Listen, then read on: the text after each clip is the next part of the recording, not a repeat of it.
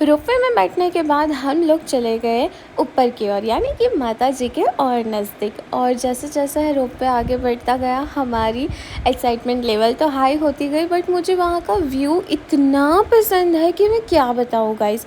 मैंने तो इतने सारे फ़ोटोज़ और वीडियोस क्लिक किए हैं, सारे मैंने इंस्टाग्राम पे डाले। अगर आपको देखना है तो मैं नीचे डाल दूँगी मेरा इंस्टाग्राम आईडी, तो आप चेक कर लेना।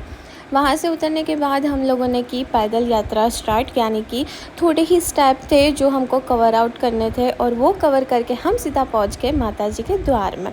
और सबसे पहले मैंने वहाँ से टॉप पॉइंट से व्यू कैप्चर किया, बिकॉज़ वहाँ से भी जो व्यू दिखता है guys, I can't explain anything, because आप देख सकते हो कितना मस्त व्यू है। और फिर मंदिर की ओर बढ़ते गए। पब्लिक थोड़ी थी बट इतनी भी नहीं थी, और इतने अच्छे से हमारे दर्शन हुए हैं। मैंने इतने अच्छे से दर्शन किए हैं भाई साहब, मैं क्या बताऊँ। एकदम सामने माता जी है और मैं हूँ, मुझे तो इतना सुकून मिला, और सारी थकान, प्रॉब्लम, सब चीज़ मेरी गायब हो गई एक ही सेकंड में। फिर हम दोनों वहाँ पर थोड़ी देर और बैठे, थोड़ी बातचीत की, और फिर नीचे उतर के हम लोगों ने खाया खीचू, क्योंकि वहाँ जाने के बाद मुझे खीचू खाने की क्रेविंग हो रही थी। फिर उड़न खटोला का वेट कर रहे थे, और वहाँ इतनी लंबी लाइन थी, अप्रोक्स 200 प्लस पब्लिक होगी।